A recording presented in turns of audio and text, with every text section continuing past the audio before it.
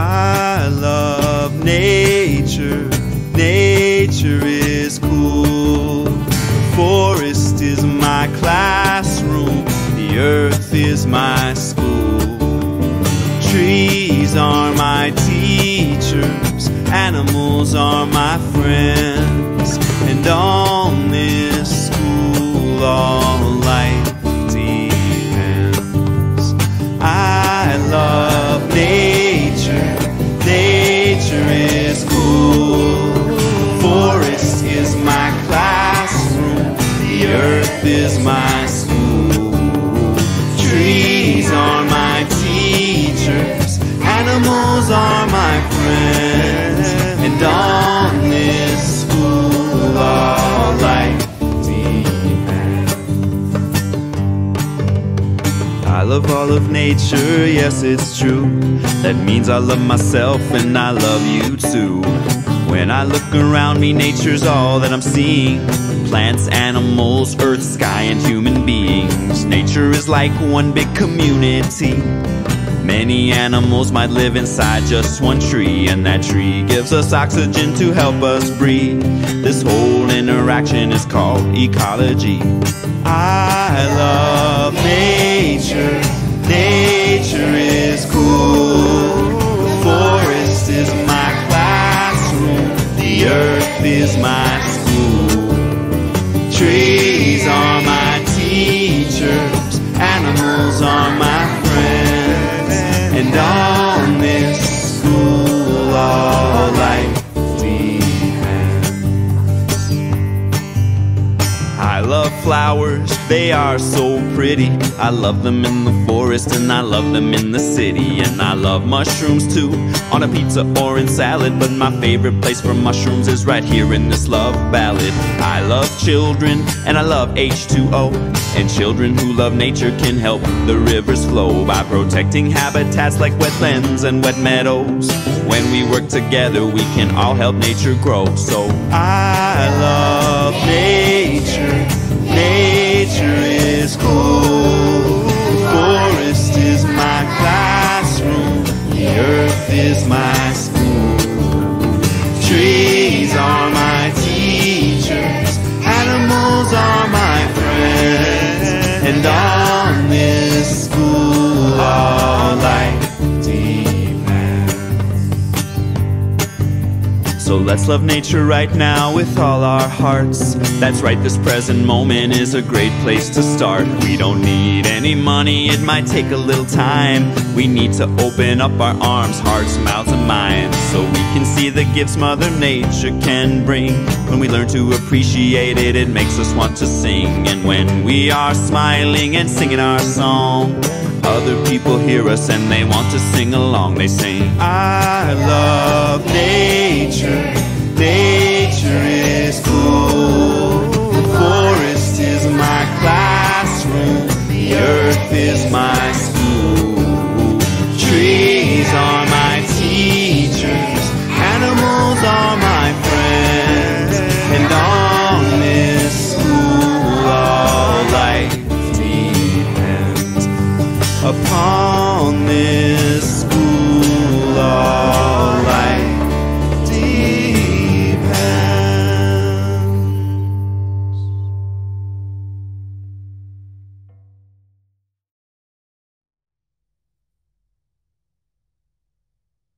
On behalf of our global She community, I'm delighted to welcome you to our global friends and our three luminaries. Lobsang Phuntsok, joining us from India, Bhante Buddharakkhita, joining from Uganda, and Brother Chan Pháp Dung, joining from California. Welcome to our discussion of how Buddhist ethics are informing humane-based education to help us grow resilience, creativity, and joy, yes, even joy, in the face of our ecological crisis. My name is Mark Foley, and in addition to serving as president of JAMSE International, I'm also grateful to be collaborating on the She Initiative with Orla O'Sullivan from Wake Up Schools and Rahina Haralo from Buddhist Across Traditions, and Vasudha Wanchu from the Jamse Gatsal Children's Community, who join us on the panel today. Although Vasu is sitting off screen, I think. Vasu, are you visible? You say hello. We also wish to acknowledge our dear friend, Jacques Price-Reese, who we hope is on the webinar with us today. As Jacques introduced all of us last year. Jacques is the original sprouter of the sprouting. Thank you, Jacques. After sharing a few opening comments and properly introducing our luminaries and talking about our Zoom protocols, I will hand off to Orla and Rahina, who will facilitate today's conversation. We are indeed in good company today. Lobsang, Bhante B, and Phap Dung have been on the road of showing what compassion in action looks like for the greater part of 6 decades combined. Inspired by their work, a global open source community has sprung up called SHE, Sprouting Humane Education for the Ecological Crisis. Today is the first of what we hope will be many conversations and events to further our mission to continue sprouting conversations, ideas, and engaged action within the framework of humane education and our ecological crisis for both our generation and future generations. We aspire to continue the sprouting that is already happening, because today we will hear about the engaged action of Lobsang, Bhante B, and Phap Dung as they have dedicated their adult lives to compassionately caring for humanity and our planet. Their actions have demonstrated a deep understanding of this quote by Thich Nhat Hanh, and we hope to send out new growth in this regard. When you realize the earth is so much more than simply the environment, you will be moved to protect her as you would yourself. Why the focus on humane education? While this quote at the top from our good friend Zoe says it all, I also offer the following words from Zoe as they reflect how Buddhist ethics are interwoven with humane education. Humane education helps people put core values of kindness, empathy, generosity, responsibility, and integrity into practice in a complex, globalized world in which our daily choices affect humans, non-human animals, and ecosystems across the planet. In Bhante B's book, Caring for Our Planet, Buddhism and the Environment, he shares this insight. Just take the H in heart, move it to the end, and you'll get Earth. To me, I think that says it all right there. Today, we're going to hear about humane-based educational models and learning centers of both today and tomorrow. Lobsang, Bhante B, and Phap Dung have been putting their heart into the earth for a very long time. And there's a lot to earn from that experience that will shape education for generations to come. Why the focus on the ecological crisis? This message, this invitation, if you will, by His Holiness the Dalai Lama says it all. Now is our time. Now is our time to take action. Lobsang, Bhante B, and Phap Dung accepted this invitation a long time ago. And today we will learn what that means.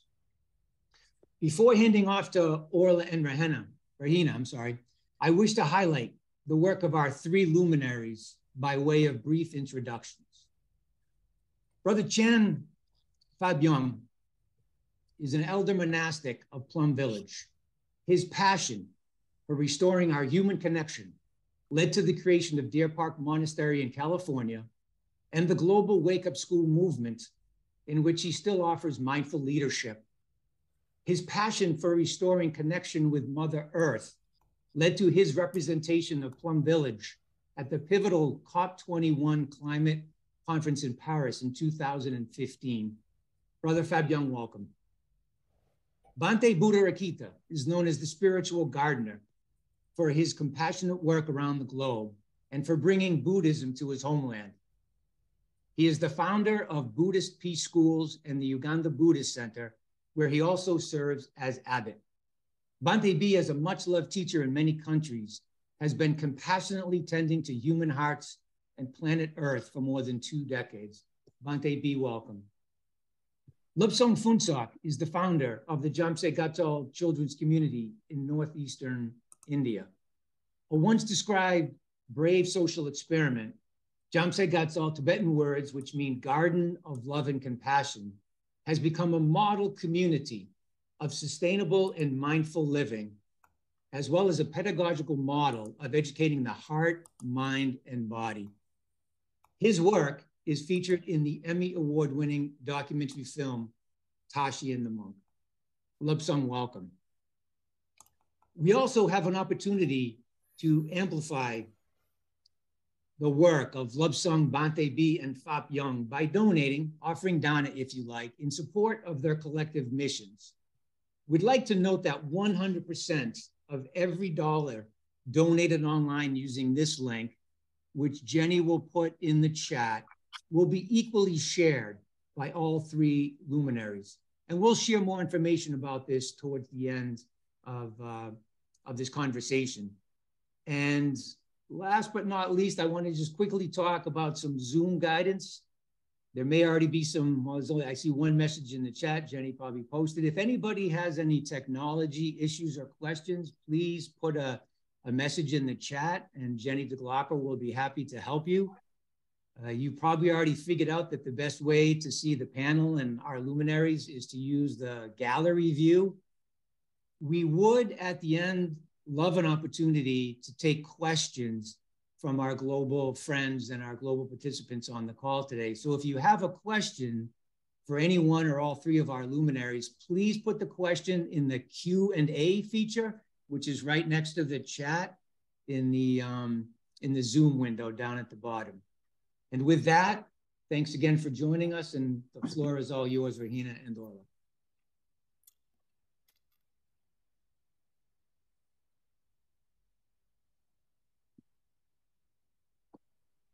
So, welcome everyone. And firstly, apologies. We knew that we were going to go global, but we did not know how global we were going to be. So those who are seeking translations in Spanish or French, unfortunately, at this stage, we can't offer that. So a deep apology in advance for that.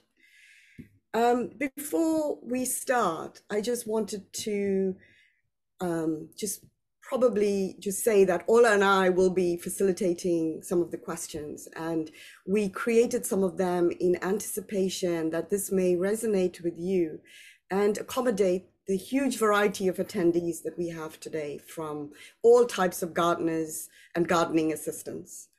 But before we start, I want us to really take 3 breaths to locate ourselves in this moment. Some of us are already in tomorrow. Some of us are still in yesterday. So let's all take the first breath to become truly present in this moment.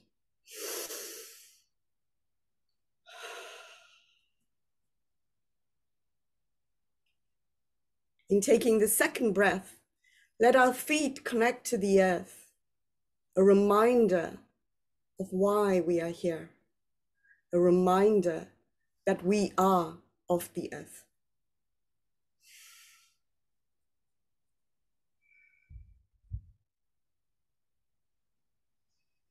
And the third breath, let us offer gratitude and thanks to all the wisdom and the energy of others that has led us to us all being here today.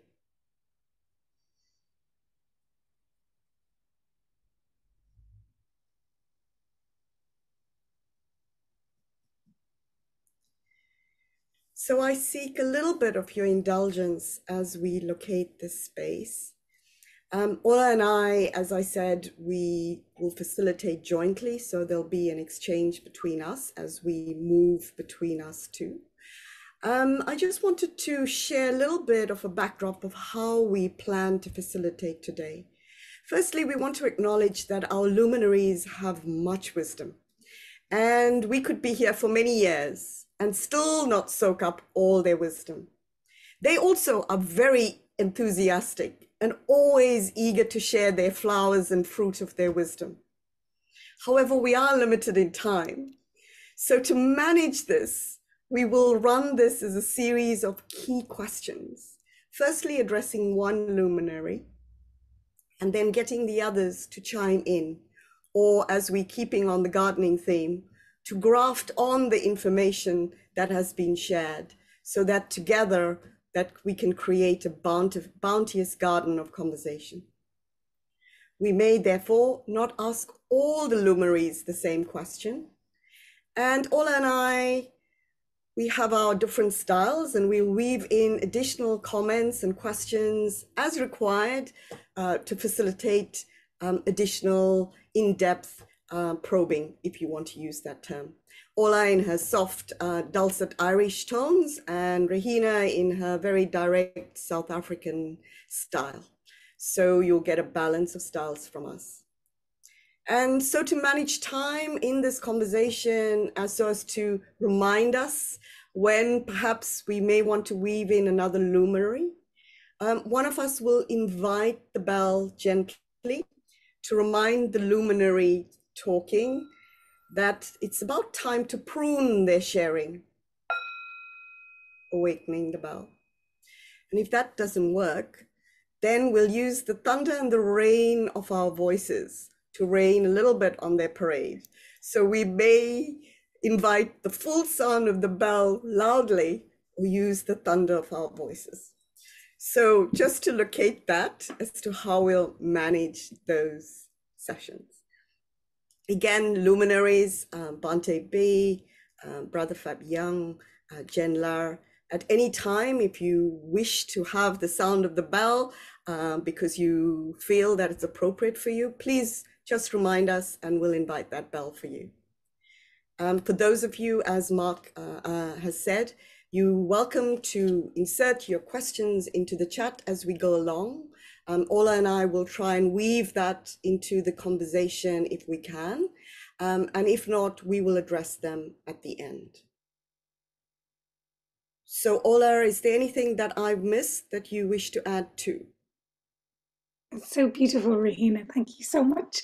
Maybe I could just underscore that we're going to use the Q&A channel for questions and not the chat, so that we're not reading two channels. So questions in the questions channel. Thank you. Thank you, Ola. And so I don't think I've missed anything, but I will take a deep breath just to locate the first question. So I think we've heard a little bit, a lot, read.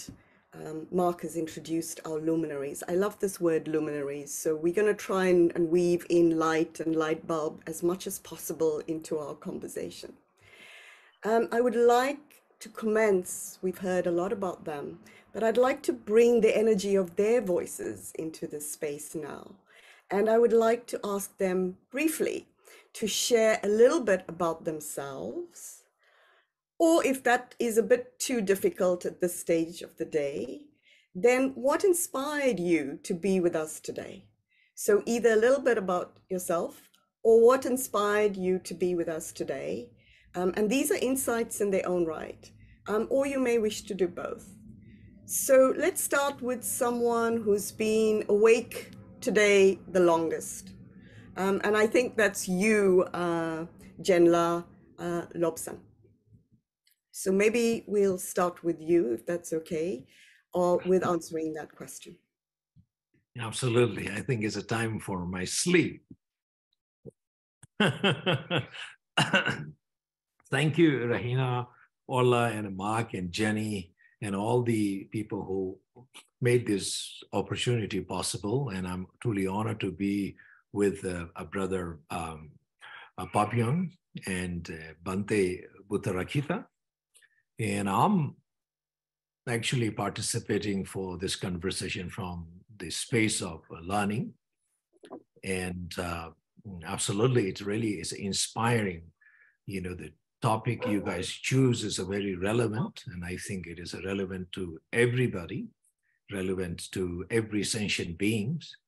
And I think it is definitely, I think, a time to really reflect on these issues and try to support or maybe inspire and encourage all of us to be a more mindful way that we should live in this only planet we have for ourselves and our future generation.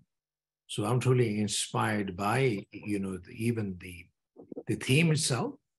And then, truly honored to be with two amazing speakers who are, been working in different parts of the world, and excited to be really connect with you guys and, possibly visit.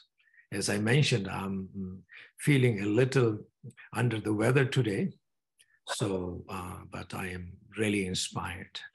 And so we started this, what we call a Jamse Gasal Children's Community. Jamse Gasal means in our language is the garden of love and compassion in the remote Himalaya, foothills of the Himalaya near Bhutan and Tibet. Is a beautiful place, but winter is sometimes too cold. That's what I see. I'm layered up with the 2 jackets and still feeling a little cold. The entire philosophy is also based on a nature. As we say, garden of love and compassion philosophy is so much related to the gardening. So I would love to actually hear more from the Bhante Ji and Brother Phap Dung, and try to maybe keep quiet as much as I can today. So thank you for the opportunity again.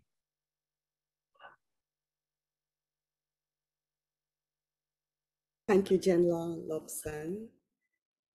So the next person, I think, who's been awake a little longer than you, Brother Phap Dung, and that's Bhante B from Uganda. So perhaps, again, just to repeat, what is it that called you to be in this space today? Or is there anything you'd like to share about yourself? Yes, thank you very much, Rahina. And I've been actually before on a kind of a conference with you online. So thank you very much for inviting me again. So what inspires me, I want also to thank all our hosts and also our luminaries who are part of the panel. Really, I'm very grateful for your wisdom. What you've done is really amazing. That opening video really officially made my day. I didn't know how much you people have learned. I mean, what you've done really. So for me, it was amazing. So anyway, what really brings me here is really my inspiration to really to save the planet, where it's our home, that's all what we all share this planet. And when I look at the theme, it's relevant today. In fact, given the current ecological crisis that we are facing, climate change, conflict, and these are problems that we are facing in this planet and this world. So this is something that I always want to see. How can we use ancient wisdom in Africa, in Buddhist tradition, and all different wisdom traditions around the world? How can we use them to save our planet? And I've written a book called Planting Dharma Seeds. And when you talk about gardening and all this, it's really, I feel at home, because here I'm in Africa, I'm planting seeds, So I like agricultural metaphors because they're real, they're close to me and all that. So really, when it comes then to education, I really found out the meaning of the word education, eduk, to bring forth. So we want to bring forth all our human qualities in order to see how we can develop them and educate ourselves, not just learn, but educate. In other words, it's a very holistic approach to really education that we need to apply to save our planet.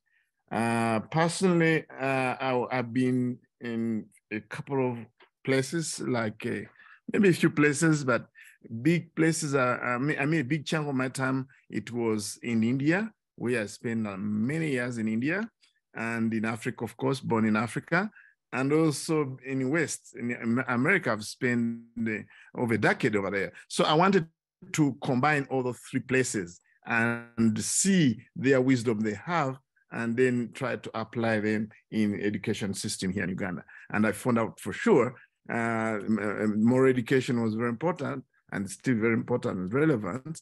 And that's what the passion I bring here about ecological crisis, how to solve it using a sound education system. Thank you very much. Thank you, Rahina, for inviting me. Thank you, Bhante B.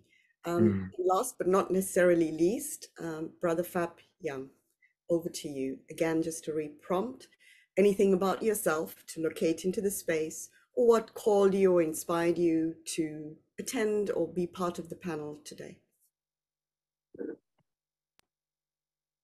Dear everyone, thank you for organizing this. And yeah, anything involving children, education, you know, that's I know Sister Orla is the one helping us with Wake Up Schools, which is our teachers' movement to bring education, bring mindfulness and the practice into education.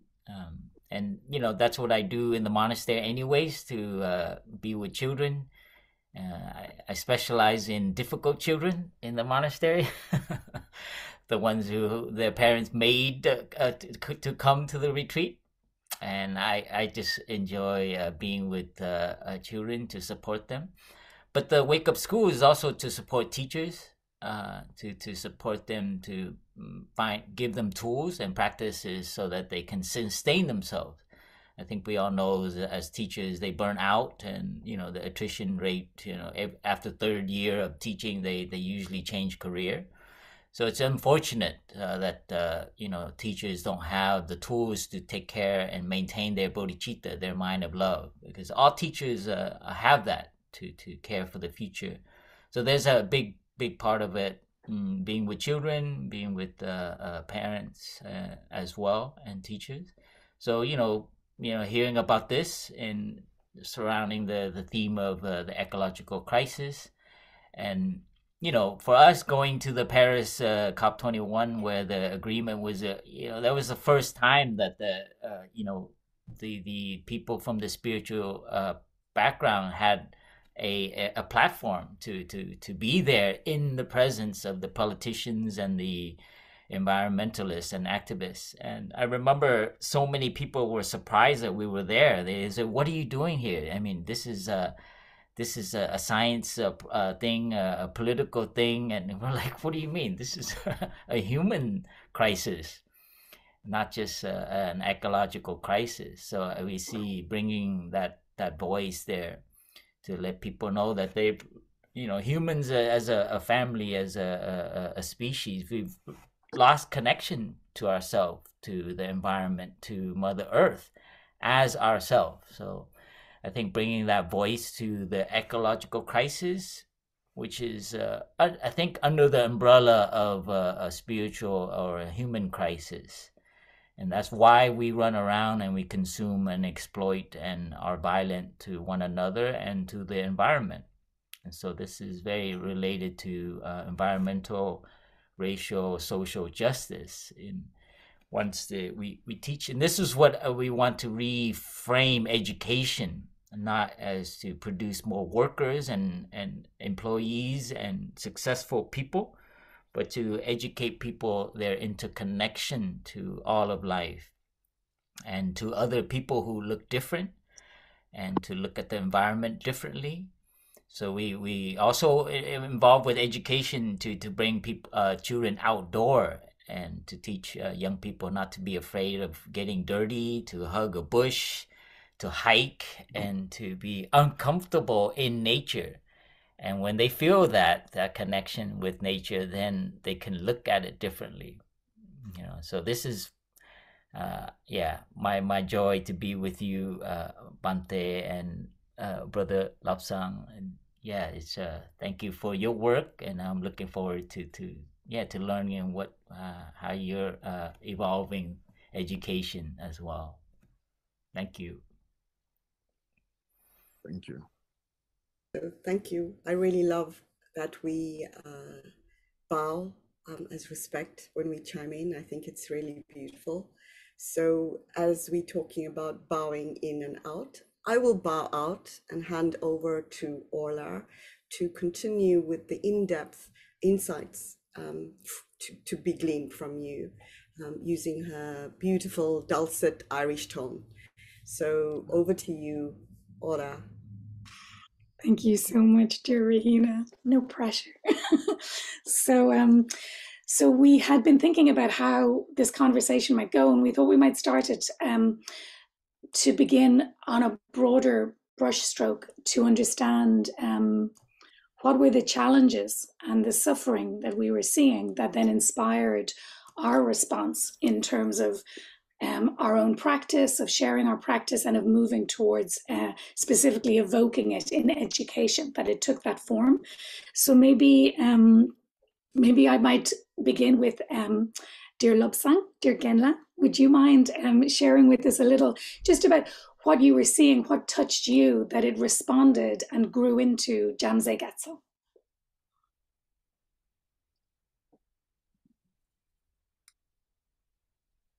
Sorry. I think my maybe inspiration is definitely, I was raised in a monastery, sent by my grandparents in a monastery.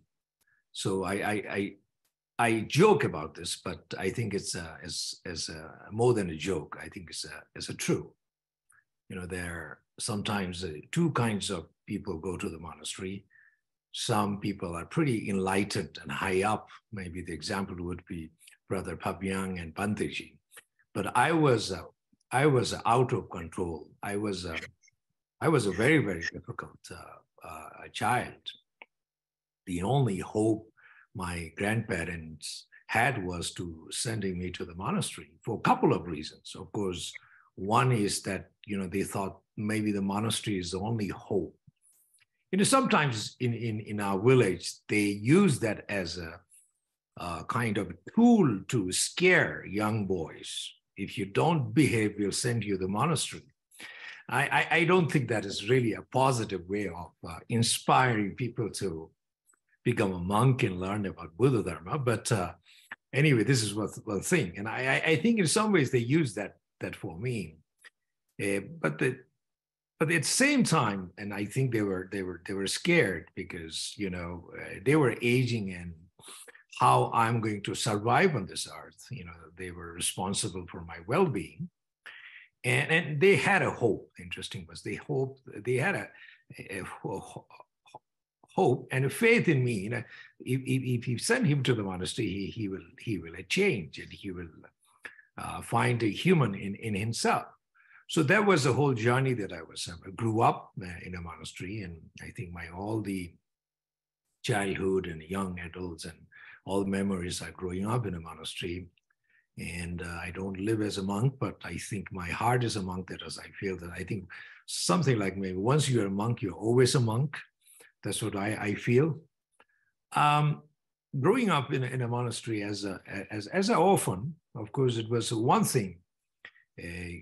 I feel this now. My grandparents were pushing me to find the human in me, and go and find the human in you. You are really a wild, maybe animal. I don't know. They didn't say animal, but something very wild and undisciplined species in a human form. And we want you to find a human in me. And that was their assignment to me. Once I reached to the monastery under the great, compassionate, and kind teachers, they helped me to find a purpose in that human. Finding human was a first job assignment. Then second assignment given by my teachers was to find a purpose of that human life. I'm still working on both, so don't assume that I achieved that. So I'm still, kind of back and forth, and sometimes trying to find the human in me. And then when I feel, I found it, then I'm trying to figure it out. So what is the purpose of my life? So I struggle with this. So connecting with the children and thinking about doing something with the children was something very intimate to me. It's not that I know what I'm doing, and I have a means to build a children's community in this remote region of Himalaya, but it was something that I felt it is, I'm trying to do both things.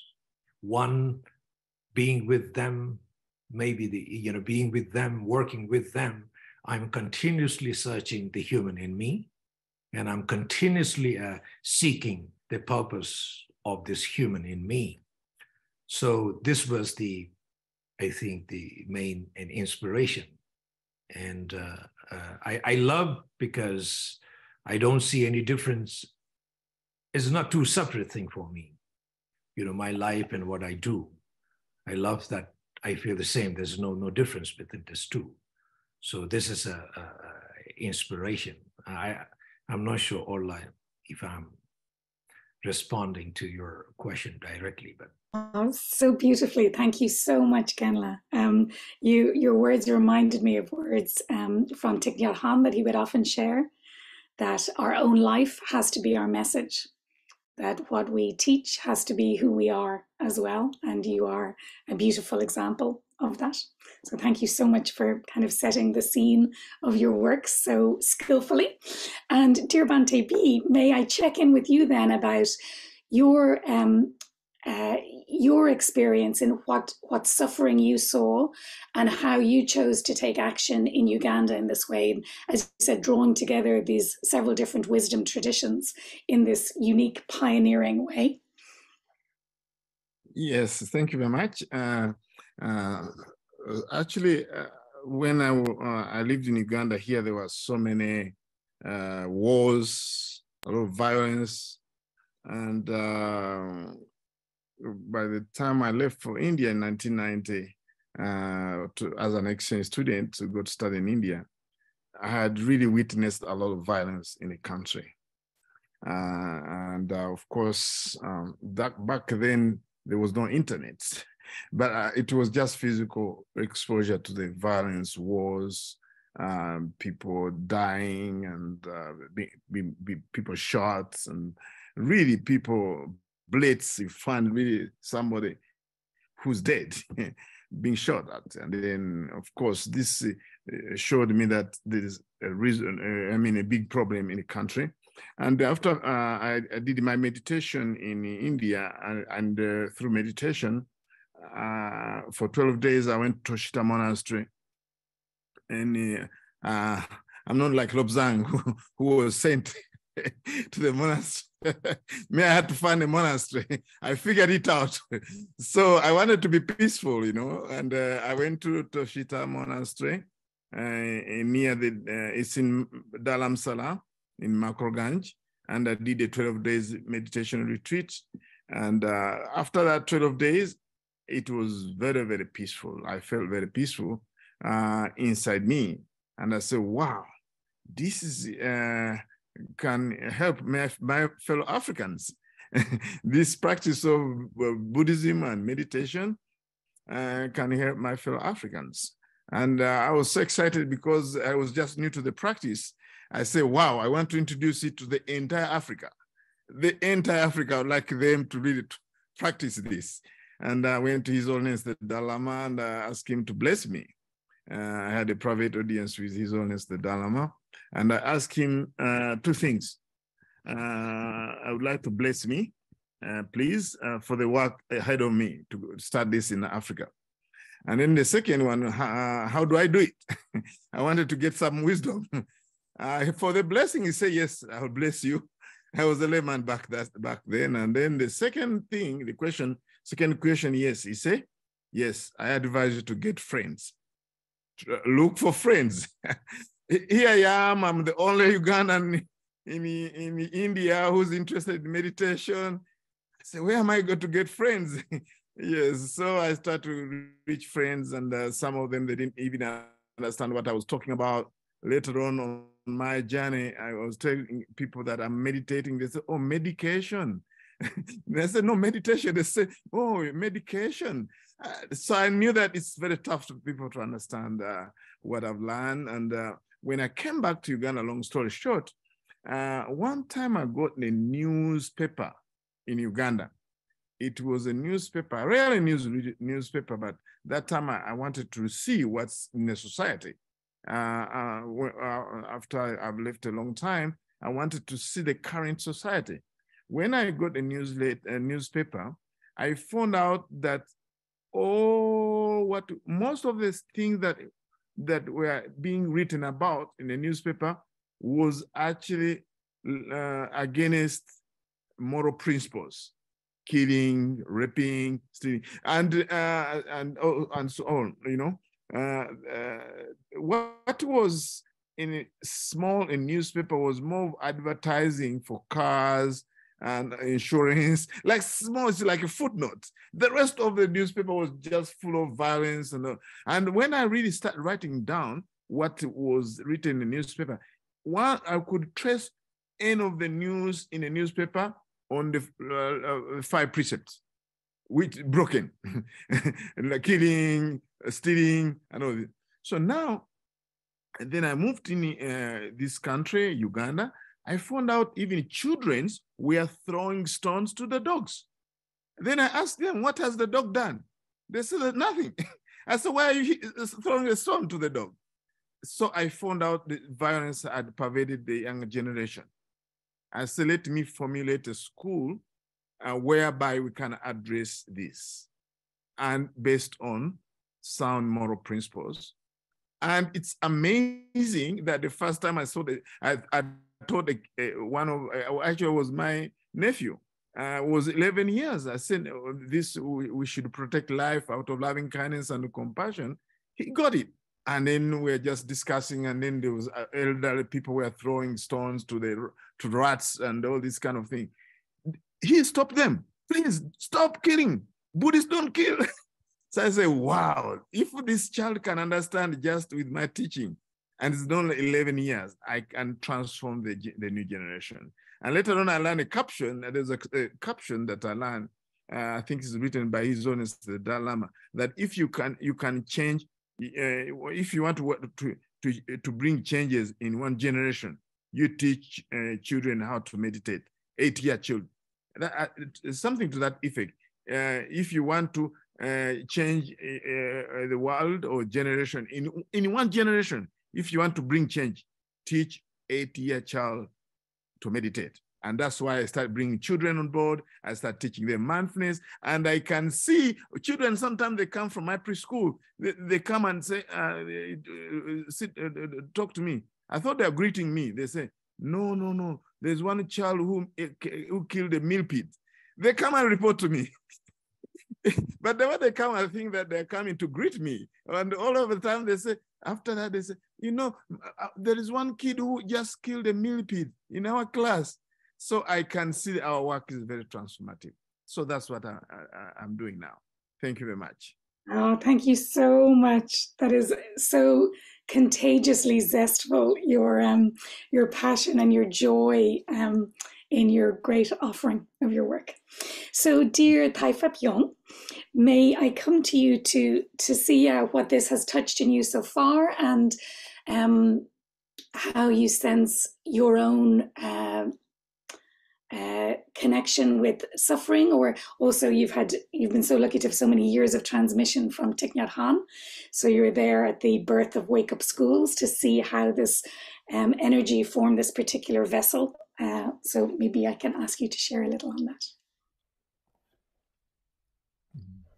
Dear friends, for me, I'm a refugee from Vietnam, kind of like my teacher. He helped, he came to the West to try to end the war.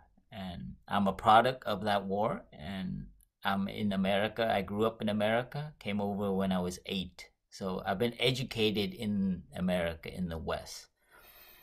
And I think growing up, when I became it was in college that I met our teacher and meditation. And through meditation and through the practice, it helped me take care of my suffering as a young person. So mainly I feel indebted to him because he helped me, gave me the tools to handle very emotion and reconcile with my father. So as a young person, that's what was going on with me. So that slowly led me towards the monastic path. And now, I feel very inspired to bring that to other young people, That's why this education is important to me, but also to support the teachers who actually have to stand there and take care of young people, and how they also lack the tools to handle their emotions and their way. So to support children, to support teachers, and support the parents. So that's also another element in our, because they're very interconnected, because after school they have to come home. So we've done work in India. I've been to Bhutan to actually teach teachers as well, teachers training. So for me personally, it's a very feel indebted to our teacher to having helped me as a young person with the real mental tools, the mental training tools, to actually handle my emotion, handle my notions about my father, and to understand that is a notion, and that I don't have to be so angry with him all the time. And so for me, children, young people have that capacity to know that. So that's a more very practical, humane. I love the word humane education, teaching us how to be a human being, which is learning how to take care of our bodies and our emotion. And now with this ecological crisis and so on, I think children are beginning to be aware of this. So there's a little pressure, and there's a kind of like a kind of emptiness that, the parents don't care, the governments don't care, the school, what are we doing, with the whole movement with the Student Fridays for the Future, led by a young student who didn't want to go to school. Why am I going to school if you don't care about my future? And so this is a very important element for us to reframe education and what is its purpose. And for me, growing up and the education in America, I'm grateful for all my teachers that help wake me up in different ways. But also, I saw the education made me become very competitive and very self-centered, thinking about my own benefit and so on. And going into the workplace with that kind of thing, it diminished who I was as a human being. I'm kind of generally, generous and kind somewhat, but if you're not careful and you live in an environment where people are competitive, you become like that. So for me to teach young people to how to maintain that kind of meaning and purpose, I think our brother shared, is also important. And to reframe education is not producing more workers and employees or good citizen, but even question what is the whole purpose of life, as we've mentioned already. So for me, it's a little bit more radical questioning. And the other part I always use as a mantra is to teach children, to teach young people to love and to understand biology, to understand nature, the process, and to celebrate this, how we've evolved as a human species. And that wonder there is actually the medicine for the violence, for their loneliness. And it's the medicine for their disconnection to Mother Earth, to nature, and to other human beings who are maybe different, and not to be afraid of that. And so that's what I do in the monastery when we have teen retreat or family retreat. So we teach young people to understand what is that process of life in them. So that comes down to basically, why are you hitting this bush with the stick? I take care of young boys, and let's I let them make their own stick and use it as staff, and how to hug a bush rather than hit it. It's like, what happens when you tear a leaf? So very practical things as well. So they begin, or ants. We all gather around a bunch of ants and see, like, what are they doing? So that kind of curiosity, all young people have. It's just reframing that so that it's not something that they, out of habit, they do. So I just share with you just a little bit in general why I'm inspired, and also what the things I do, like in detail with children. Yeah, that's wonderful. Thank you so much. And when Genla had shared that his grandparents had sent him to the monastery, and you were saying that in the monastery you deal with problem children, especially to play and be with them, I was like, how great! You two are a perfect match together. And when you shared, Phap Dung, about how the school system tends to make us highly individualistic, highly competitive, you know, we really care about kind of the independent republic of us, with the ecological crisis requiring a response that is exactly the opposite of all of that, you know, thinking as a community, taking action collectively. Like, how do you think education can support widening or reframing or completely coming up with a new view? Yeah. Thank you for that question. You know, when I was in Paris, COP21, you know, and I listened, I attended some of the things, and just watching people go up there, very, you know, they're scientists, activists, politicians, and I felt there's like there's some heart, some warmth missing a little bit. There's a lot of care, and there's a lot of very critical how to solve this. But I think that with education is we have to be very careful in terms of producing successful people. It's that kind of mentality that we think we can solve everything is actually what gets us in trouble, right? And I think from us, our teachers emphasize on how to fall in love with nature, and it's from that warmth, that interbeing, that connection. So it's just they're trying to balance how to like help developing countries, how to balance, you know, all this stuff. And, you know, there's always people coming to like with different arguments. And it's just really, if you ever go to this conference, it's that same kind of mentality that, you know, it's not coming from that deep understanding of interbeing. And that's the key thing, to know that the environment is us. That people who are in the southern nations who are like developing, who are, you know, getting the butt of this ecological crisis is us. So our willingness to help is not to balance what is fair and where it is, but to see them as us, to see other people in other parts that like the climate is more challenging.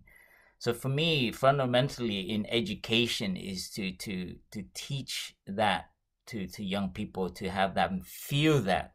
So rather than just using the thinking mind, to actually for them to feel that. And I've witnessed this, and it hurts me to meet young people in the beach, for instance, seeing two young people and they see me coming and they see that, oh, I'm bald and I look different. And the way they're cold and they clothes, and they're just children. And normally children are actually very open, but our education is very suspicious of those who are different. Or so that connection, I think for me in education, we need to bring more of and I think meditation helps, mindfulness helps, because it's a lot of training to teach children to be intuitive, to feel, and that comes from being with themselves first. So in education, in our monasteries, we have the Thais calligraphy, be beautiful, be yourself. So that as a basis. So we teach young people, because they all have pain and suffering from their own upbringing and family. So we learn to teach them to care for themselves, to understand themselves, and to love themselves. That as a basis from them to move on and to be involved in other social, ecological, and other issues that they care about. So I hope, that answers your question, or I just share with you, I think, what's important in education. Yeah, beautiful. Thank you so much. And speaking about supporting children to connect with their bodies and to care for themselves and to recognize what they're feeling first, maybe Genla, could I come to you next? Because you had the opportunity to build a residential home school mini society, and you literally were able to build it on the principles of love and compassion. So can I ask you for your thoughts on the challenges that specifically come from the ecological crisis, from maybe our disconnection with the earth, from our sense of despair that sometimes comes up, and how as educators we can be with children, young people, adults, and support their hearts so that they can be they can feel hope, they can take appropriate action, they can take care of this part of earth, which is their own body. Thank you, Ola. I will try. I believe, I think, when we, Brother Phap Dung was saying that, you know, the problem we have today is we have these pretty powerful leaders sitting there, and they do not have really a holistic perspective about when we talk about ecological. And everybody understands they do have their own agenda, even when they talk about ecological crisis. And I think there is so little that we can do. What we have a hope now is to educate the future generation. And I think hope is there. You know, maybe in our generation also, we can, so little we can do to make a change in transformation that we expect. But I think if we could educate the younger generation, and I think that's the hope lies. And so it so much is dependent on how we educate that I believe. When we think about the entire ecological system, I think the very important, the first that we understand, the ecological system of one's own being also. You know, I'm thinking, so what we talk about, the three essentials of our children's community, children's community, the three essentials are educating heart, mind, and body. What we see the modern education system is so much focused on human thinking. We completely ignored human feelings and human emotion. There is an ecological crisis happening in every being. You see the mental health situation today that we look in the younger generation is a suicide is a fourth leading the cause of the death in the world. At once, and at the same time, we talk about the world is progressing, we are growing, we are developing, and education is we are talking, and we measure education, success of education in terms of, you know, somebody going in a space and how fast our trains are moving and how fancy computer we can build. But at the same time, that education is becoming maybe question mark is the cause of the biggest cause of the death of the younger generation. I think I'm just saying something, maybe provocative things, but I think it requires some serious reflection on what's happening in our education system. So the Brother Phap Dung is saying is like, if we cannot emphasize, equal emphasis on our feeling and emotions, then definitely there is going to be a crisis. And within us, when there's a crisis within us, and we, you know, there's going to be a crisis within entire planet. Mm. That is, I think, you know, where we talk educating heart, basically a totally heart aspect of the compassion as a nurturing. Mm. And that feeling part is becoming so important to I think, include in a curriculums of education. Now I'm getting distracted. I think I'll stop here. No, that's great. I thought it was a beautiful similarity to what Bhante B has shared about, you know, witnessing children throwing stones at dogs. That, you know, you're seeing this lack of connection or this lack of empathy, or the delusion of being separate, very, very, very young. And so I wonder, Bhante B, if there's anything that's already been shared that you'd like to expand on, or what it's touched in you, specifically around, how we can provide places of learning that feel safe and hopeful and joyous, and respond to the crisis, bigger crisis, internal crisis, many crises. Yes, I think all the speakers are really, what they have shared is just amazing. Whatever they have talked resonate with me.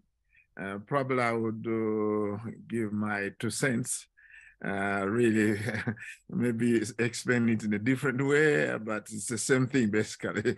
Yes, look at, when I look at my inspiration about environment, really, I attended, I was not a good environmentalist actually. I remember going to Tibet in 1996. I was in Tibet in a very beautiful lake.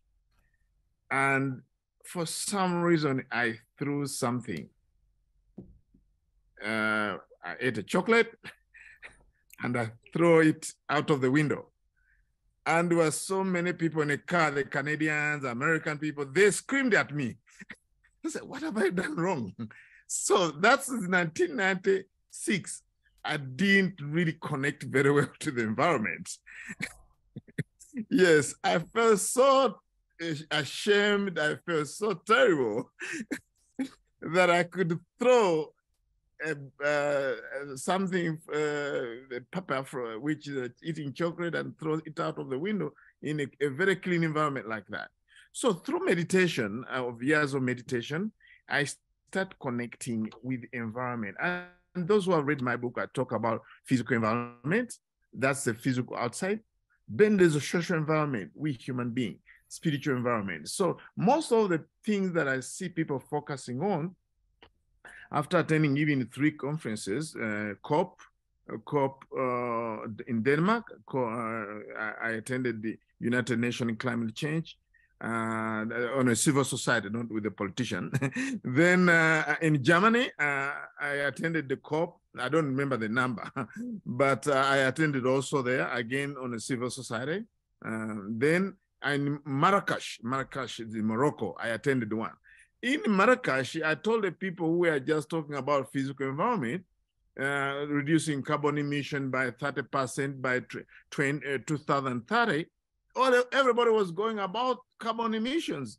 I told them, no, we need to really look at reducing carbon grid emissions by 30%, 2030. Heart emission by 2030, we should reduce that by 30%. Delusion emissions, 30% by 2030, we should reduce that. Really, that was my talk about how to reduce greed, hatred, delusion, and mental defilement that are all behind all the ecological crisis. So now, what I found out, really in addressing these issues as part of the education system here, I developed this model of really looking at the student having their national curriculum, which trains their head and their intelligence. So I really introduced a few things that can bring some kind of interrelatedness, interconnection. And because I saw that people were so disconnected. And that's why the Asian teachings in India, we talk about yoga. Yoga, it's come from the verb yungati, means to unite, union of the body and the mind and the spirit. You can even add on the list, but okay, let us unite the body and mind. So we cannot only train the mind, we need to train the body. We cannot train only the body, we can train the mind. So we cannot only take care of the physical aspect of the environment, we have to take about the social aspect of the environment. So now our school, then I try to merge the 3 things. One is the national curriculum, which of course I cannot ignore, but then I talk about the early Buddhist teaching on interdependent, what we call dependent origination, what Thich Nhat Hanh, Venerable Thich Nhat Hanh talk about interbeing I talk about dependent origination, interconnectedness, interrelatedness, because that's where I see most people really are disconnected, and that's why they're unable to take care of the environment. So I introduced that in our education system, and of course from Buddhist teaching, when this is, that is, when this is not, that is not, when this arises, that arises, when this ceases, that ceases. Some teaching from early Buddhist teaching I introduced in our school, and then I said, well, these are people in Africa. What can we do to really translate that teaching into our African teaching? I found out the teaching of Ubuntu. In Uganda, we call it Ubuntu, but in South Africa, we call Ubuntu. So wherever you go in Africa, this word actually is there. Literally means people. And whenever you do something good, you say, this person is alive. Is a live person, literally. Or this person is alive. In other words, you have human qualities. So now I start really teaching this from preschool, really see the interconnection between the environment and themselves. I tell them, those trees you are seeing, they're the external lungs. It's external lungs. You have internal lungs and you have external lungs. So now I ask them, now when you breathe out, always when I teach them, I say, now breathe in, breathe out. And now they give the air to the external lungs. And the external lungs give them air. I see the children learn biology, but they can't see that interconnection until they meditate on it, So then I introduced the concept of Ubuntu and African moral laws, and really teaching them about mindfulness. Now we have things like Moringa projects, like to plant the trees you see there's a lot of deforestation, but here we can reforest it. So I teach them how to plant trees, preschool, on environment day they plant trees. And now they take care of the physical environment. How they take care of the social environment is through meditation. And that's because the people who are destroying this environment is because they don't take care of the mind. So then mind training is very, very important in our school, because that's where the problem comes from. All these carbon emissions and all the things is coming from not really understanding how the physical environment is related to the social environment. So really we have that going on. We have, of course, mind training. I agree with you that mind and heart training is very important through mindfulness. Then, of course, we really look at happiness in our school, because really it's very, very important people to know the purpose of life. I had a workshop here and asked people, do you know the purpose of life? They just look at me. The purpose of life? No, there's no purpose. Other people said it's purposeless. Others say, by asking that question, that's the purpose of life. So now I include the H as part of our school motto training, is that people should know that we are doing this for the ultimate happiness, and they can find a meaning to life. And that's really kind of answer the question about existential crisis, because most people have this existential crisis and they lose the meaning and purpose of life. So we want to train our children from the day one, they know, why am I here? Otherwise, they lose purpose of life, then they cannot protect the environment. They cannot protect themselves.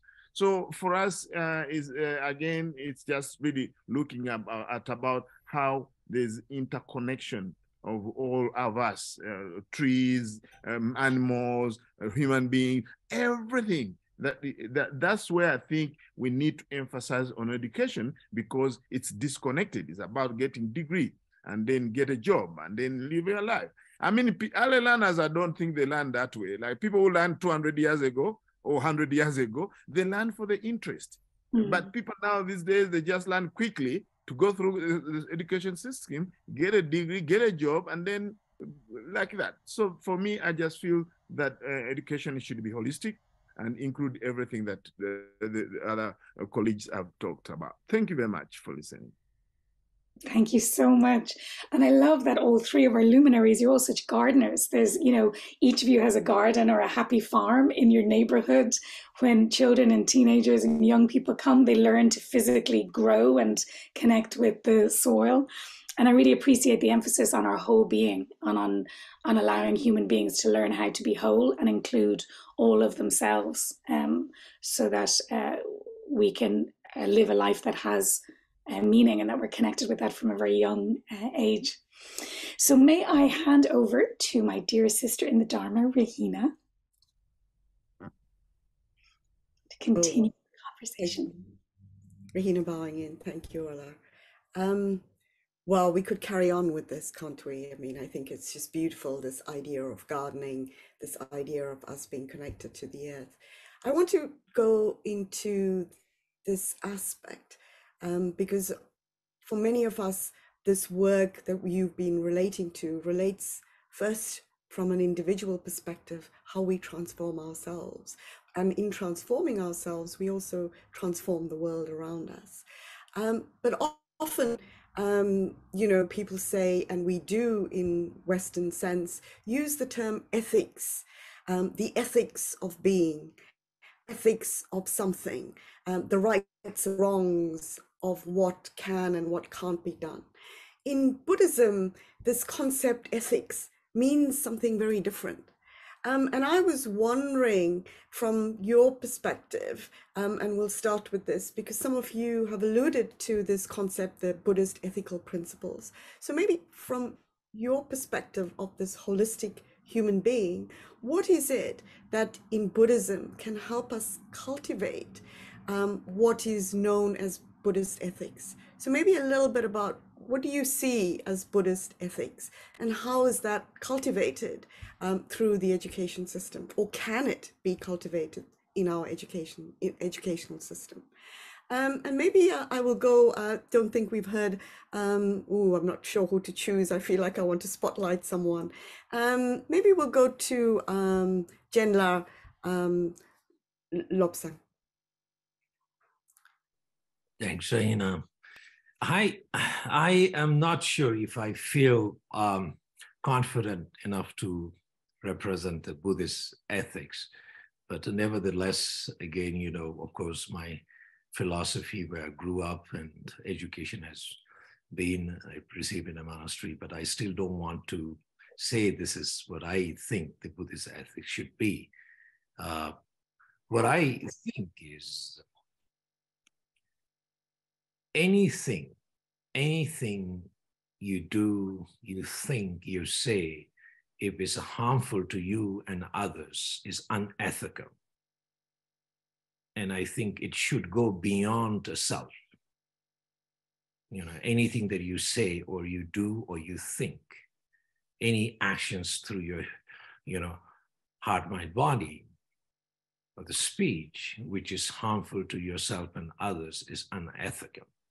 And anything that we could do, say, or think, you know, which are not harmful, which are beneficial for self and others, would be maybe the ethics that I feel maybe the more ethical thing to do.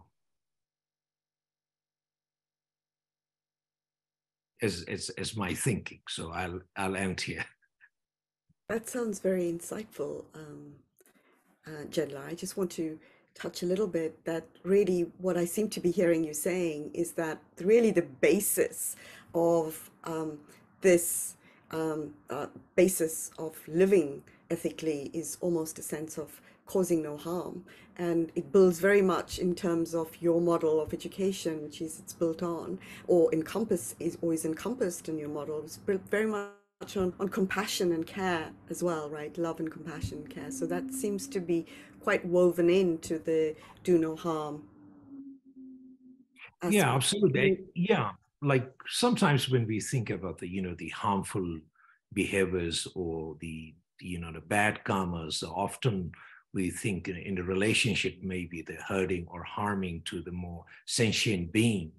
And we as a Buddhist, we don't think maybe throwing plastic in your neighborhood may not think as a bad karma, or maybe chopping down a tree, maybe it's okay. You know, they're not sentient being. So I encourage the Dharma teachers to maybe preach your followers, say it is a bad karma to throw the plastics. It's a bad karma to really chop trees, and it is bad karma to maybe not clean your place, or it is also bad karma to not clean your dishes or something like that.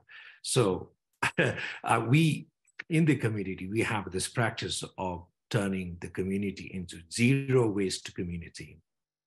And we talk about that, you know, the throwing plastic or throwing trash is a bad karma, and it's not ethical.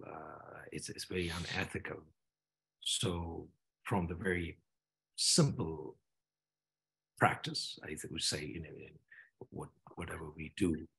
And yes, you're right, Rahina, you could now, you know, push that into a higher level of practice.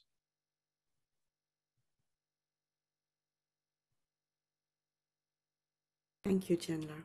I want to turn to what you've said, Bhante Buddharakkhita, Bhante B, on, you know, in Western schools, this concept that you've alluded to or you've introduced in Uganda around this love, this care, this ethic, this illusion of separateness, and helping people awaken to this, awaken from this illusion of separateness or lack of connection, or awaken to connectedness. That's quite rare in the Western education model for something like that to be introduced.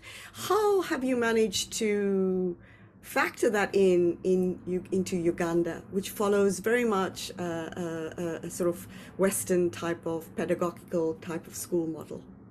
So how do you affect change of that in the current education system, bringing that ethicality into a Western education paradigm? Yes, thank you very much. Actually, that's again connected to ethics. We don't practice ethics alone. We practice ethics in connection with others. So now then what I do is to explain people, instead of in black and white, wrong and right, this kind of bad and good in terms of ethics. I explain to them in terms of what's skillful and unskillful, what's wholesome and unwholesome. I go a little bit further than my colleague Lobsang, is when I'm explaining this connection, it has to be in terms of ethics, because that's what they're going to practice. So we look at, instead of saying this wrong, this right, this bad, this good, with the Buddhist framework of ethics, helps me to really bring that connection with the people here and the school children. So now we look at two principles in terms of Buddhist ethics to bring that connection. One is motivation. What's the motivation behind what you're doing? Let us call that motivation principle, your intention. And we look at consequential principles. What are the results of what you're doing?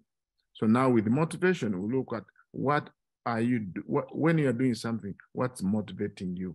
Then once we find out if the motivation is greed, hatred, delusion, and fear, that's unwholesome, that's unskillful. Please try to transform that to what is skillful and wholesome. So now, then the opposite of that motivation principle is when we're doing something out of generosity, and I teach that within African context, how to give. When you give, you receive also.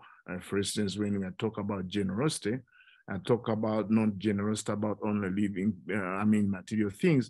We talk about generosity of space. I use the word stream. Stream as what we call an acronym. So we need to give space. People are competing with space. I think, Brother Fang, you have been to Uganda. Yes,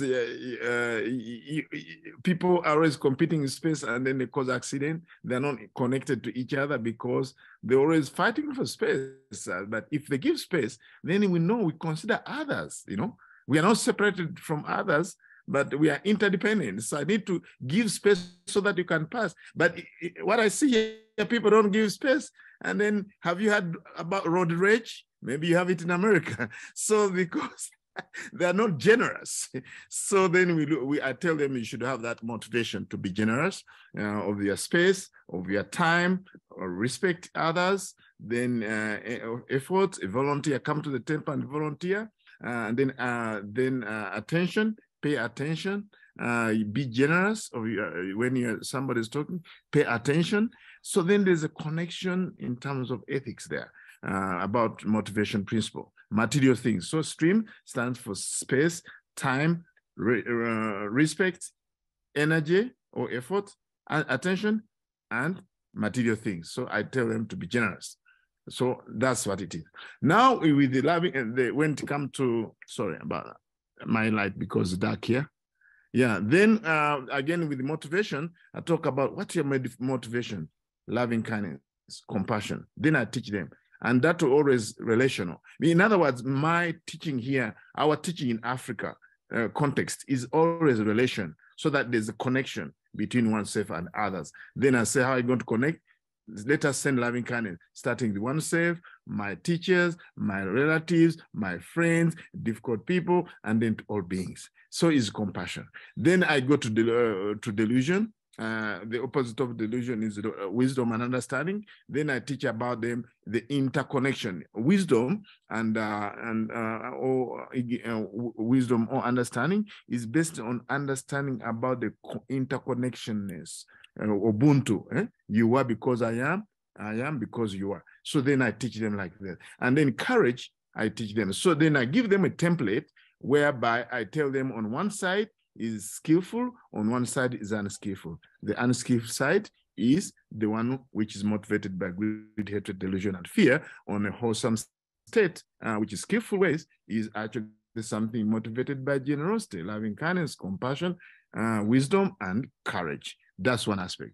Then another aspect, which is actually Lobsang alluded to, is called consequential principles. When I do something, let me check in what I'm doing. What are the consequences of what I'm doing?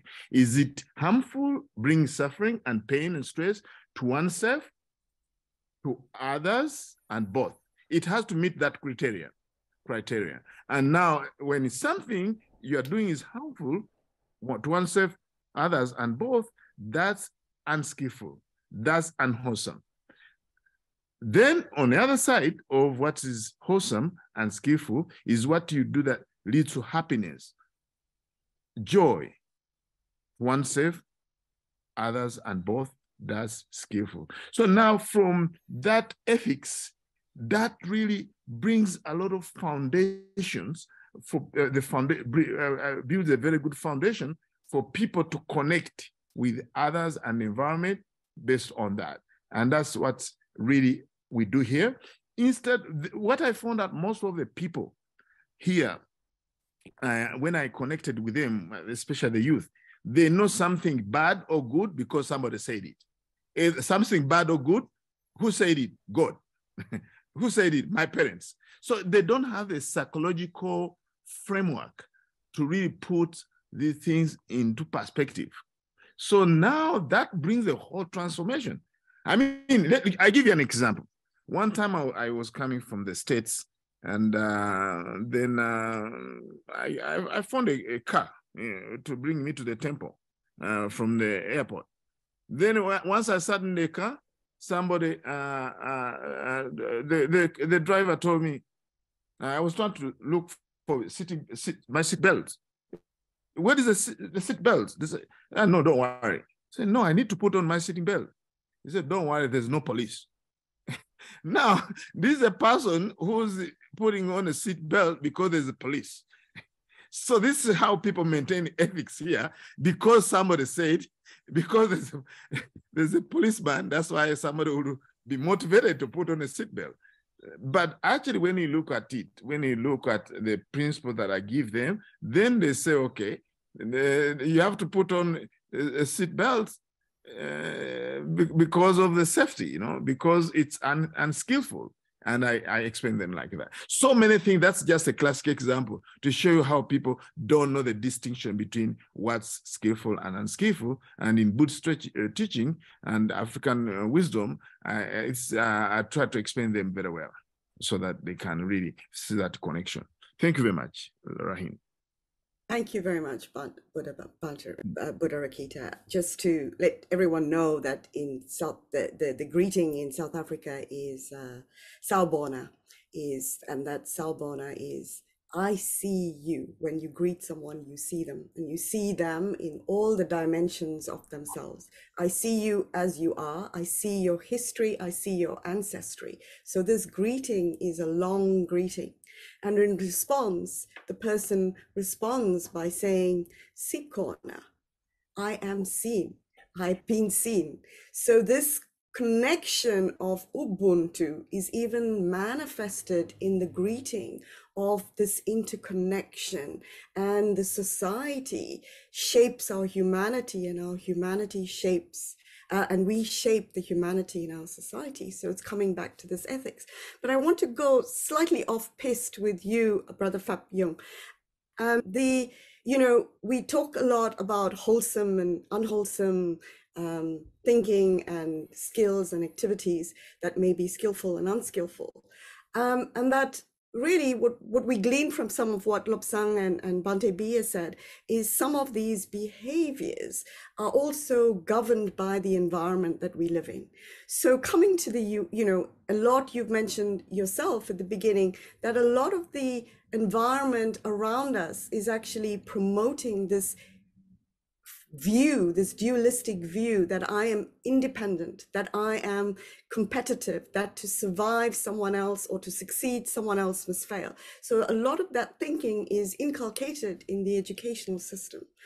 How do you think we can, as influence some of that system?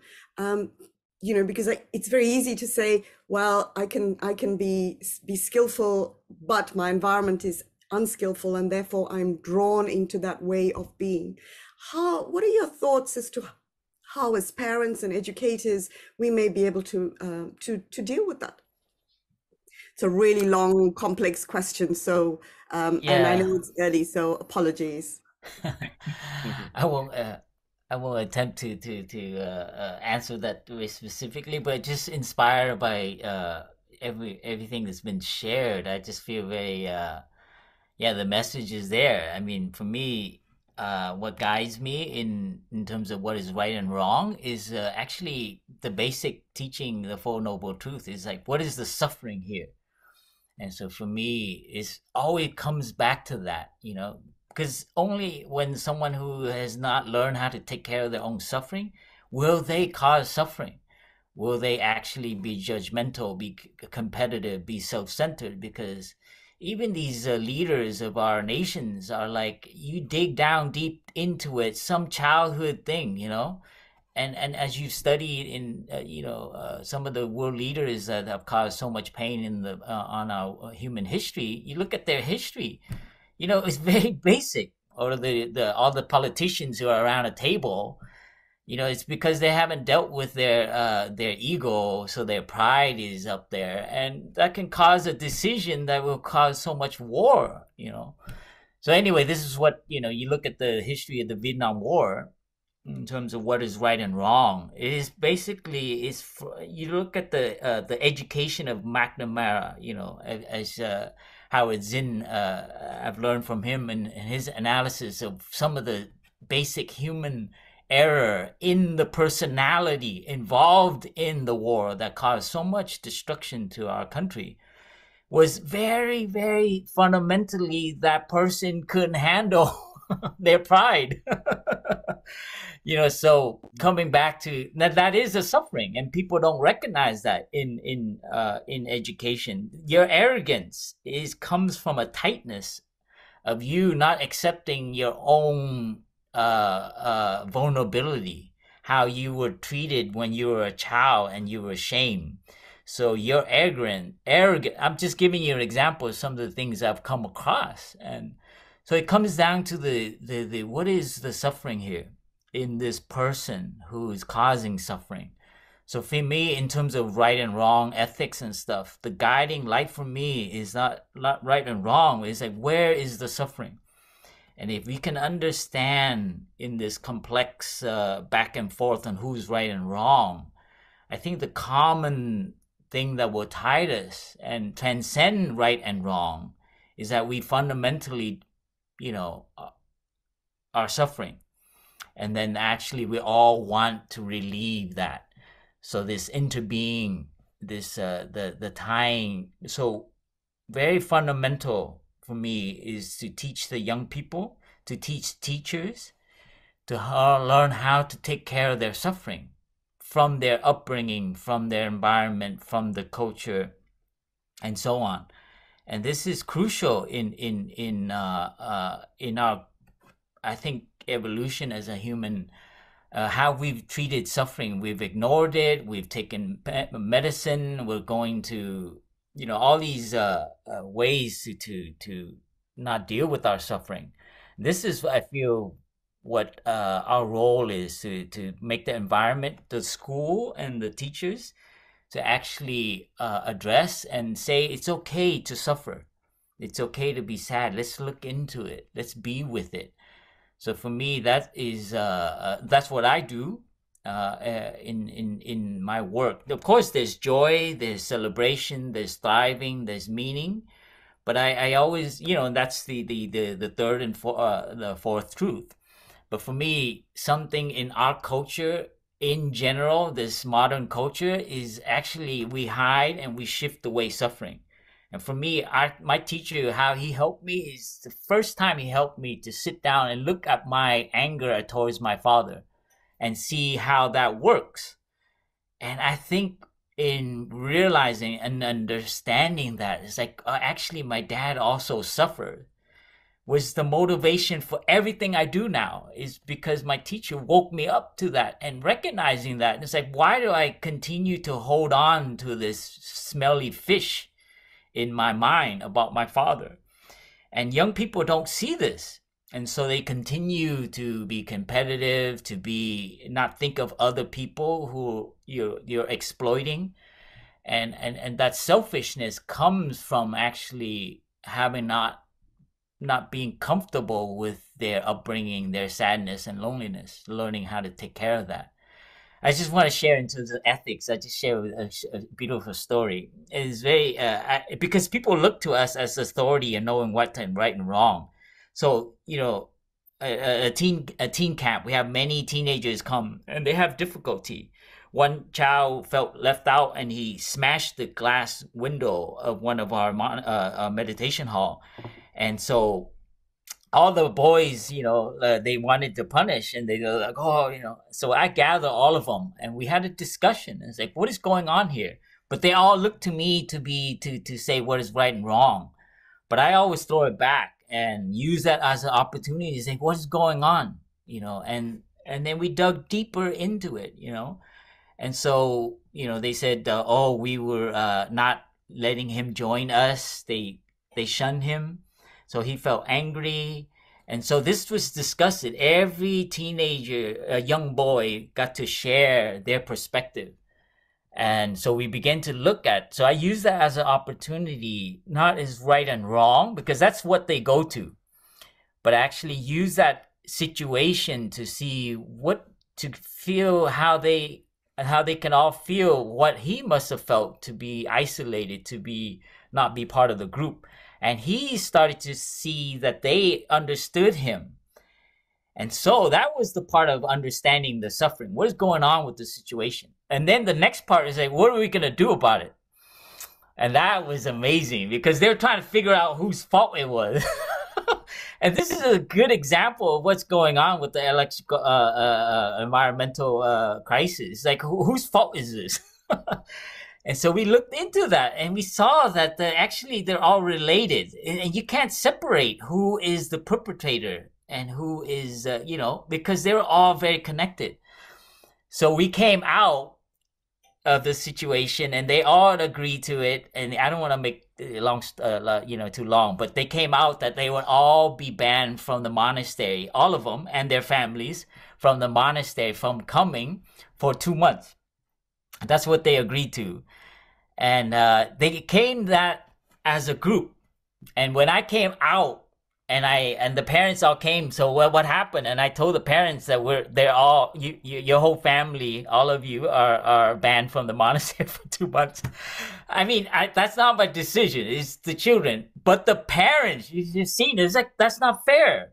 My child had nothing to do with it. So that immediately, you see the adult mind. The children came up with this, that they saw the interbeing, that we're all co-responsible for what happened, why the glass was broken and why his hand was bleeding.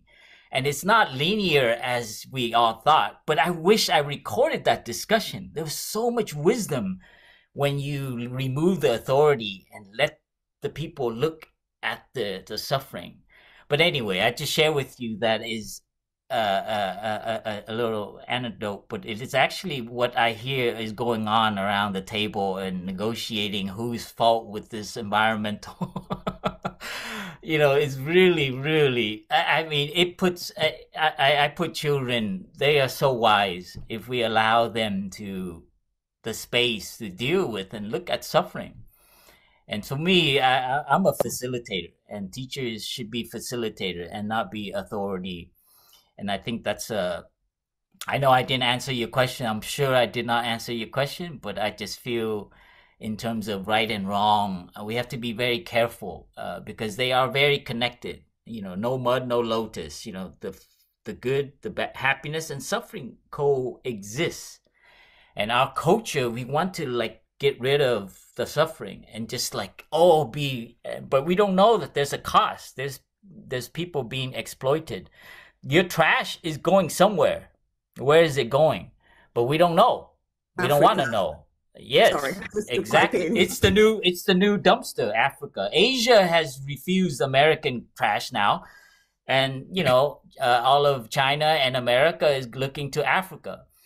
But anyway, I don't, it's this, again, for me, my guiding thing is not very complicated. Where is the suffering? Can we understand it? And through that process, I think the way, it's not right and wrong, but the way forward together, not excluding and not blaming, not punishing, is revealed. That's just the basic formula of what our Indian teacher many hundreds of years ago discovered. It's nothing complicated about it. But now anyway, I just stop here. Thank you, Brother Phap Dung. I think I'll weave over. I know this is a topic close to Ola's heart, education and educators, and you touched a little bit on that, Brother Phap Dung. But there is a question in the chat. So those of you who are not aware, there are questions in the chat, and we're weaving it into the conversation as we speak. And I really would like Ola to pick this question up because, as I said, she's so involved with educators, and I think it will be lovely to hear this in her voice. Thank you so much, Reina. And may I say, it's so great to see. I looked through our participant list. It's so great to see so many people from our Happy Teachers Sanghas here.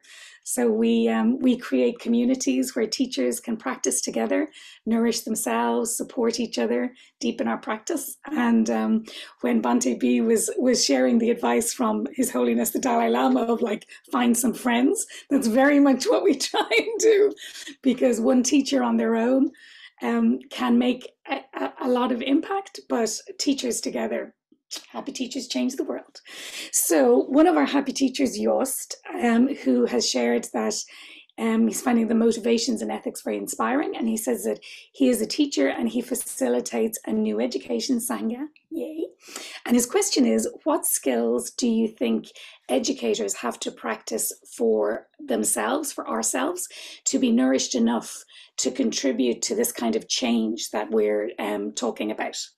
So maybe, Phap Dung, can I begin with you and then maybe come over to Bhante B to share that? So what kind of nourishment, what kind of trainings and skills do teachers need for themselves? What kind of practice do they need to do to be able to hold these kind of spaces?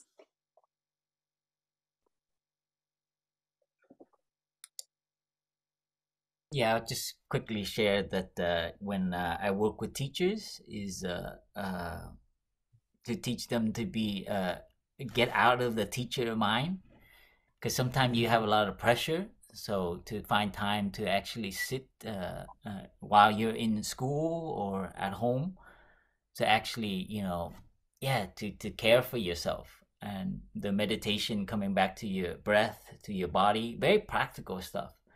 And walking meditation is another practice that I usually share. And, a teacher, I think I think our teachers shared about it. After a retreat, the teacher really adopted walking meditation. And I share you this image. It's very beautiful. So, his method before, when he walks into the class, is to try to settle all the student. But after the retreat, this teacher, adopted and made a contract with him, from the door to his desk, he would walk in mindfulness. Simply that. And he shared it in the letter, so that's why it's famous now. So he walks very differently now. He enters the room after the retreat. One step, one breath. So you can imagine, one step, one breath. And all the students are very rowdy and very loud. And they look over and they know that there's something going on here. So naturally, they begin to be curious and they begin to be quiet. So he sits down and he stays focused. So in the practice of meditation, of following your breath, following your steps, sitting down in a different way. So he was applying the practice to take care of himself in that moment first, rather than trying going in there and to try to control the student. So it's rehabituating his way, right?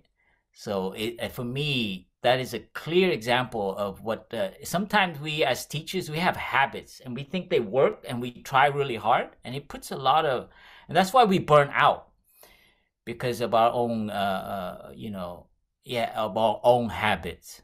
So each teacher, through meditation, through mindfulness, awareness of stopping and taking care of our body, you begin to see for yourself what you need to adjust. Where are your weaknesses? Where are your habitual habit, the things that you turn to that deplenish you, that take away your energy? So you have to switch it. That's what we do in the monastery. We train to change one habit with another.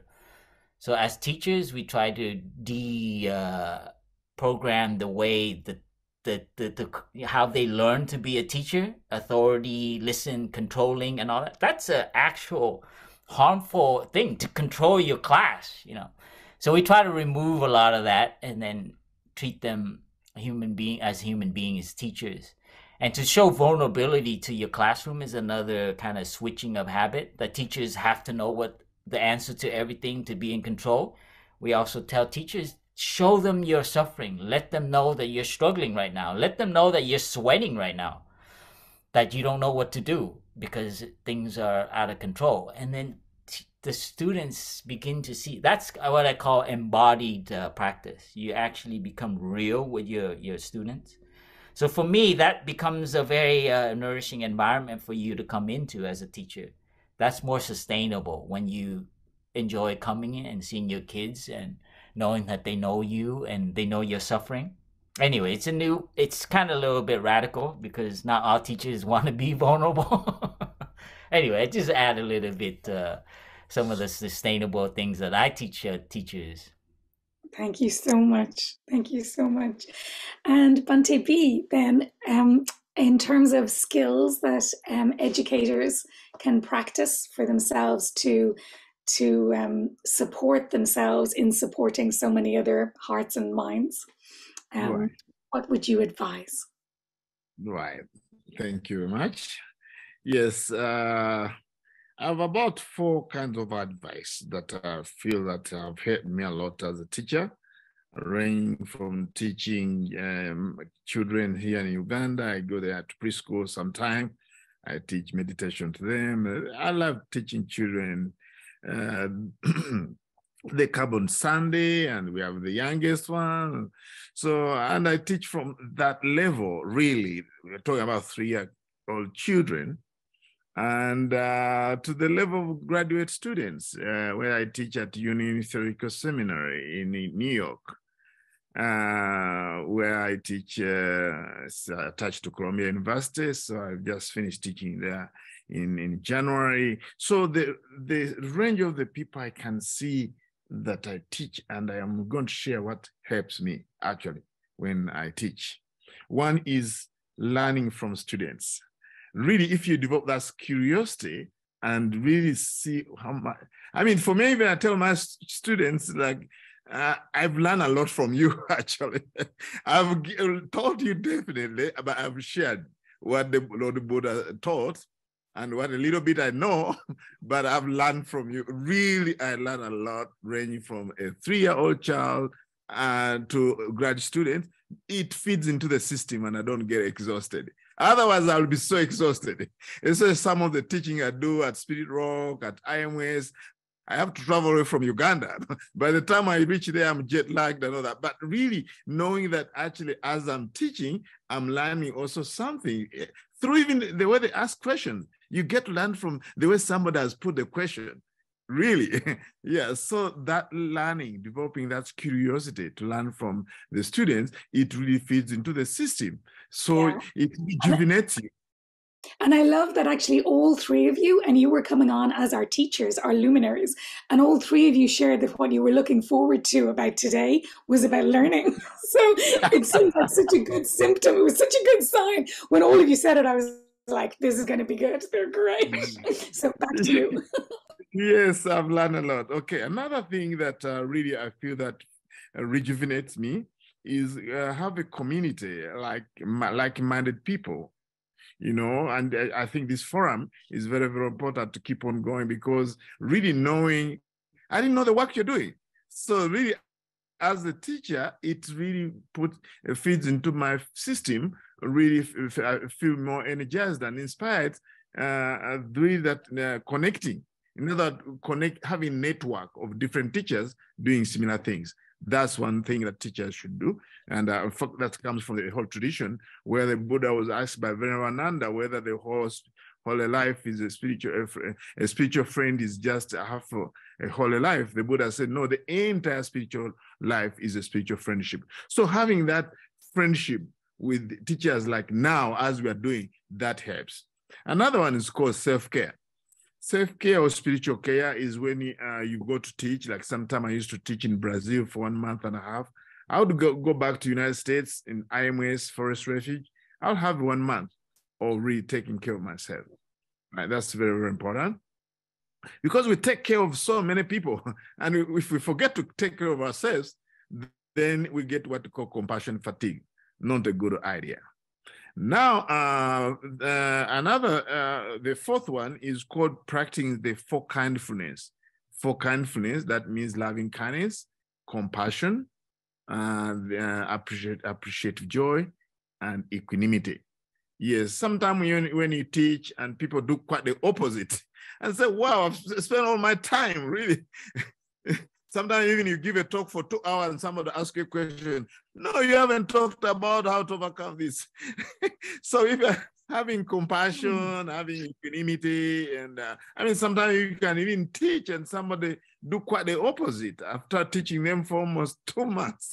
So you must have compassion, loving kindness, equanimity, and all this kind of thing. Lastly, but not the least, it should be the number 1, practicing the 4 foundational mindfulness. Mindfulness of the body, mindfulness of feelings, but especially mindfulness of emotions. Because as you teach, as a teacher, it's always people ask you questions. But if you don't know, you have not taken care of your emotions, then you may feel even ridiculed, you may feel insufficient. You might, I mean, it kind of evokes so many emotions and feelings. So we learn how to handle that. So then really then you can deal with this kind of noble vocation, teaching actually as a teacher is a noble thing. It's amazing when I find somebody and I taught them like 10 years ago, then they write to me, you know, Bhante, Now even I'm taking a master's degree in Buddhism because you are the one who taught me something. So you see, we really touch people's hearts and minds. Thank you very much. Thank you so much. So, Rahina, is there another question? Do we have time for one more? I'm conscious of.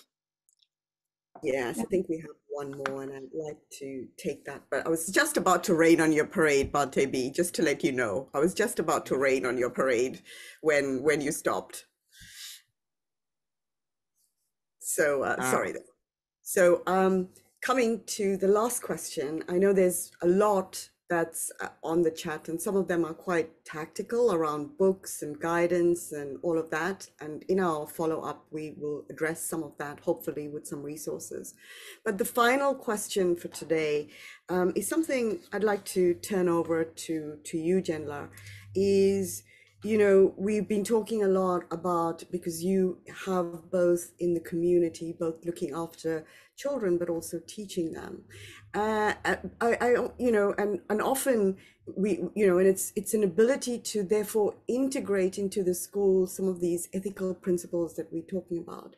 In what might be your guidance be to those for us who are in educational systems in the West, where there is a full separation of you know, some of these qualities that you bring into schools from the educational curricula and ways of teaching, ways of educating in the West? What advice and guidance might you give us? Okay, Raina, thank you. So I will definitely come back to you, but I was so much deeply thinking and listening about two venerables about talking about the, you know, specific the skills mother teachers need to cultivate on that. And I think that even that me as a teacher in this community that I live here, I live with the children and 24/7, and this is a more than teacher is, I act like their parents. And these are the questions which I think I myself struggle a lot in over 18 years. And one important thing that I believe, and I'm not suggesting anybody this is the right way to do, is the building relationship with the children. Now, the relationship, when I'm talking a totally different. I talk about building imperfect relationship. The problem that we talk about today is the teachers are burning out and they cannot continue for a long time, is there is a unrealistic expectations is set up in our society. Teachers cannot be wrong. Teachers has to be perfect. Teachers has to have all right answer. That is the biggest lie and unrealistic expectations we set up. And of course, nobody can actually do this job and remain in this service for a long time. So the most important thing is is building that imperfect relationship, accepting that, embracing that. I am imperfect, you are imperfect. Two imperfect people have a greatest intention in the greatest service of the humanity. And that means the acceptance with the commitment of no matter what, I will never let it go. I will never let you down. I will never give up on you. Is, I think, one of the most important the skills in a school environment has to build. And Bhante Ji used here the term, I know the compassion fatigue. And I dislike this term because I know somewhere in the West they generate. It is not the fatigue we generate practicing love and compassion. This is a fatigue of unrealistic expectation, not the compassion fatigue. Compassion will never exhaust you. Compassion will never drain your energy. Compassion will rejuvenate your inner energy. We all know this, who people at least attempt to practice love and compassion. Whenever, even moment when we think of the compassion, it lights up. It will never drain you. But people are scared of talking to you. Did you ever heard of the greed fatigue? There is a greed fatigue. There is a violence fatigue. Mm-hmm. Nobody wants to talk because it's dangerous for business. People don't want to discourage practicing greed and fear. There is a fear fatigue in a younger generation. I'm, behind. I need to catch up. I need to do better. I need to have a bigger car. I need to have more money in my bank account. These are the disease in our society, actually draining everybody's energy, not the compassion. There's no compassion fatigue. There's no love fatigue. There is a greed fatigue. There is a hate fatigue. There is a competition fatigue. There is an unrealistic fatigue. The society has actually pushing on a younger generation, on us, and everybody. I think that. And that schools, I think the school has to be a space for de-stress. The school needs to find bigger purpose than just teaching, solving math and science problem and language problem. Schools needs to add one more to solve the real problem of your students and the real challenge of your educators, where they can de-stress, they can come and be themselves, where they can cry, that they can actually fall apart, and where they can actually share their challenges. If we cannot do this, education is becoming big problem, the cause of suffering. The Bhante, Brother Feng was talking about that, you see. We need to understand where these sufferings are coming from. So now I forgot your question. Actually, Genla, you've actually addressed my question perfectly. Okay. And I cannot think of a more powerful way for us to end the session than having that moving response from you, because it's not only connects everything that Brother Phap Dung, Bhante Buddharakkhita said, but it brings it all together in the most passionate, most compelling, most visible, and most moving way, because we started with compassion and we end with this love and compassion in manifestation. So thank you so much for bringing us and lighting up our day and taking us with a new step of energy into the rest of our, in your case, evening, in Bhante Buddharakkita's time, evening, and for Bhante, for Brother Phap Dung into his day. So thank you so much, and thank you so much for all the questions. Unfortunately, we weren't able to answer all. We hope that we can reflect on them. As you know, Rumi has said, if you have a question, look for the answer within the question, and the answer will reveal itself. So look to the answer in the question you asked us, and hopefully it will all manifest in due time. So I'd like to hand over to Mark for the final conclusion of this afternoon, this evening, and this morning.